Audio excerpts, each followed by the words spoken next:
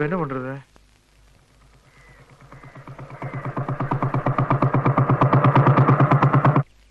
எங்க ஓட்டு உங்களுக்கு தான் கவுண்டர். எங்க வீட்டுக்காரர் சொன்னாலும் சொல்லட்டியும் எங்க ஓட்டு உங்களுக்கு தான் கவுண்டர். அட சத்தியமா சொல்றேன், எங்க ஓட்டு உங்களுக்கு தான் கவுண்டர். ஐயோ அண்ணே, அக்காக்கு தெரியாம சின்ன வீடு வேணாலும் வச்சுக்கங்க. தயவு செஞ்சு இந்த ஒரு தப்பை மட்டும் பண்ணிடாதீங்க. இது பாருங்க, என்ன விட எங்க மாமா வயசுல பெரியவருங்க, ரொம்ப நல்லவருங்க. அதனால எனக்கு போடுற ஓட்டு எங்க மாமாவுக்கு போட்டீங்கன்னா நான் ரொம்ப சந்தோஷப்படுவேனுங்க. சரிங்க. எங்க மாமாவுக்கு போடுங்க, மறந்துடாதீங்க. வரணுங்க. மனுஷன் தான் இப்படி எல்லாம் இருக்கணும். மாமா மறந்துடாதீங்க. என்ன சரிங்க? போன வாரம் வந்து எனக்கு ஓட்டு போடுங்கன்னா அதுக்கு சரி, நீங்க இப்ப வந்து எனக்கு போடாதீங்கன்னா அதுக்கு சரிங்கிறீங்க.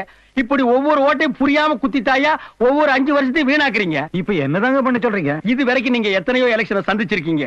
ஓட்டு கேட்க வந்தவன் என்ன கேட்டிருக்கான்? எனக்கு ஓட்டு போடுங்க, என் கட்சிக்காரனுக்கு ஓட்டு போடுங்கன்னு கேட்டிருக்கான். ஆனா ராசப்ப என்ன கேக்குறான்?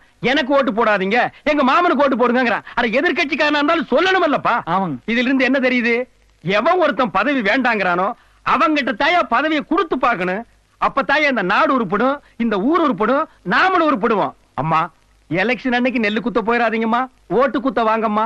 குத்துற ஓட்ட பார்த்து குத்துங்கம்மா. Download ShareChat.